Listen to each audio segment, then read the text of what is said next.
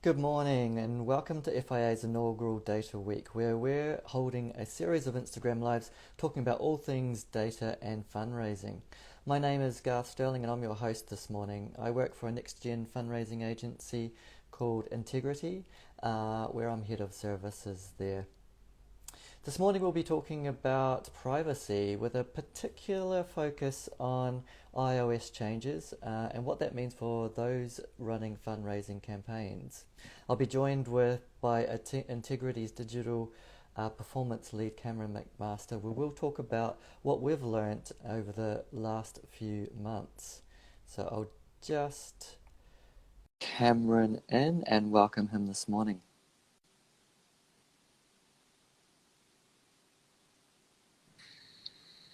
Cameron, good morning. How are you this morning? I'm good, Garth. How are you?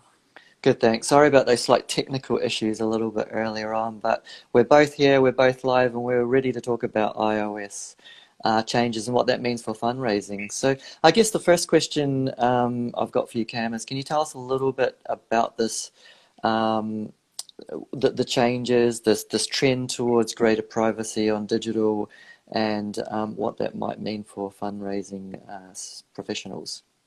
Yeah, absolutely, Garth.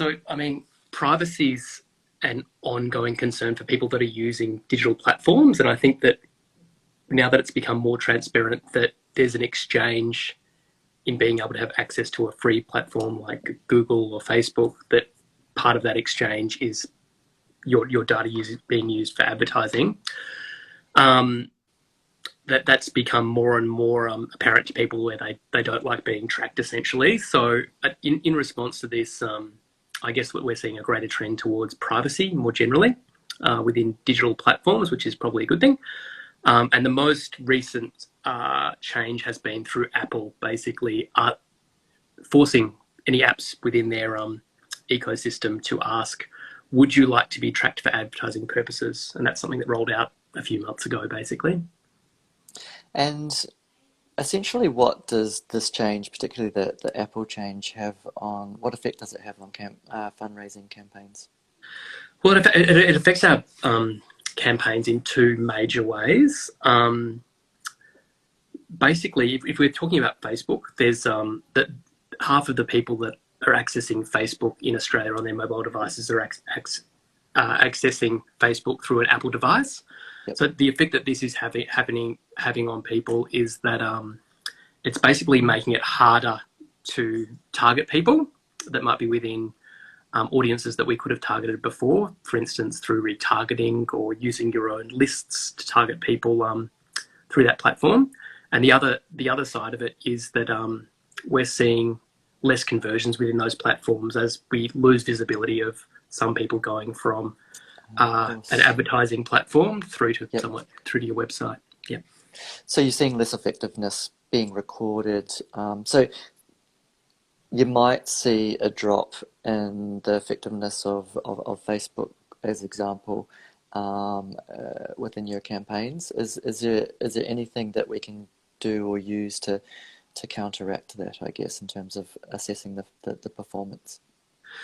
Yeah, well, so there's a couple of things. So the first one would be, yes, we have less visibility within the platforms themselves of people that might be signing up to become a fundraiser or donating money, for instance. You can still rely on data that you're getting through your own website analytics tool. So, for instance, if you're using Google Analytics, that should be Yep. unaffected because you're actually seeing, for instance, revenue coming through there.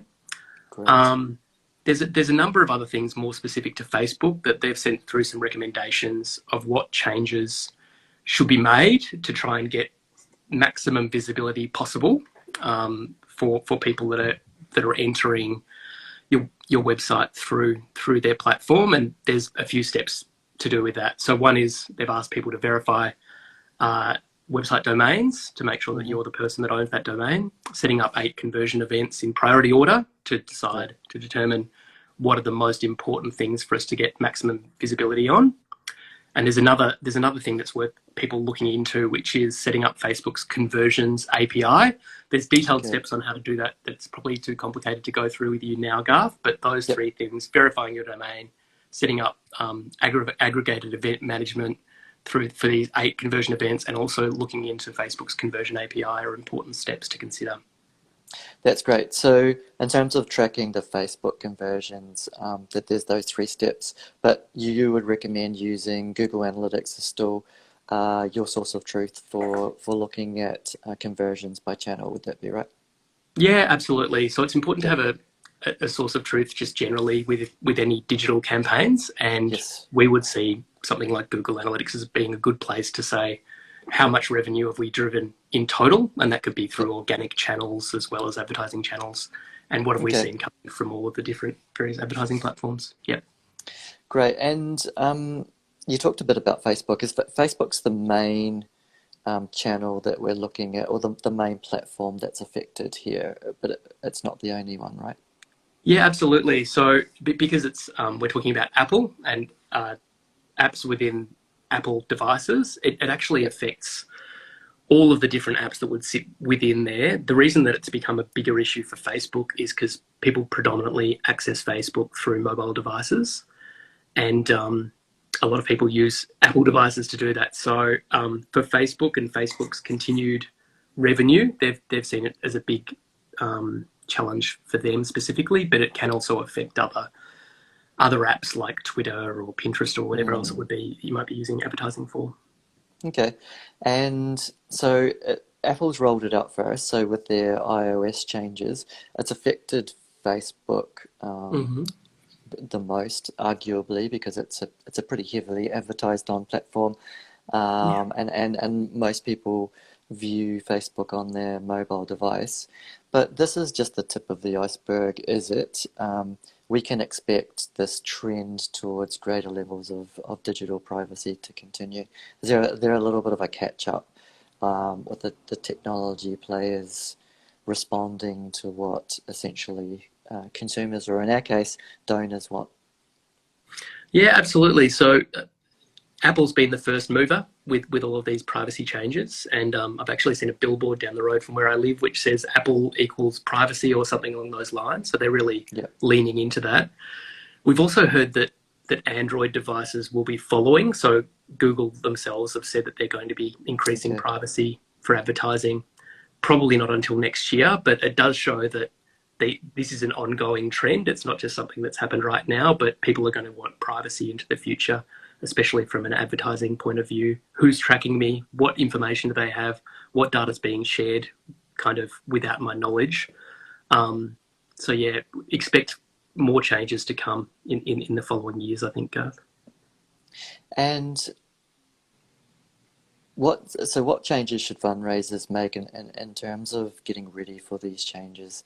Um, Knowing that increasing levels of privacy are coming. I mean, many years ago, we could all use email, collect emails and use them without opt-outs. I'm going back quite a few years, I know, but we all had to adapt and make changes and respect the opt-in laws. I guess to a certain extent we're seeing digital bringing in a similar wave of levels of privacy. But what does that mean, I guess, for fundraisers?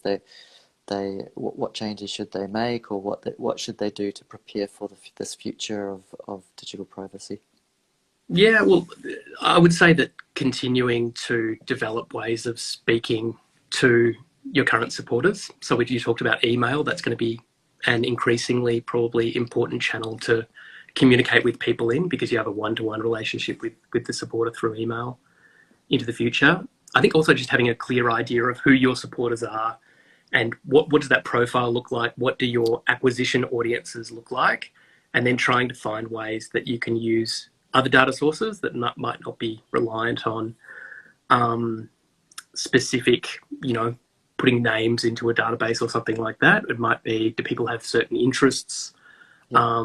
Are they living in certain areas? What other information can you glean to try and target sort of similar audience profiles through digital channels will be increasingly important, I think. When we think about advertising in the past, it's really trying to develop what segments are we trying to target, and Yep. then figuring out ways that you can target those segments. So I think that we might see a shift back to that idea, maybe through digital channels as well. Great. Look, the world's not becoming less digital. We know that. The world's becoming more digital, and through COVID, we saw that step change and digital being used for everything from entertainment to research to communication with family and friends. So it isn't a channel that fundraisers should shy away from. Clearly, the privacy settings over the next have started this year and will flow through over the next few years. So it's a world that we continually need to be aware of and adapt to. Cam, thank you very much for your time this morning and sharing those insights and background behind data privacy in a digital world. For those listening, tune in tomorrow where we'll be discussing cookies and more specifically how to live in a cookieless future. So thank you for your time this morning, and we look forward to coming back tomorrow and having another chat. And thanks, Cam. Thanks, Garth. Bye.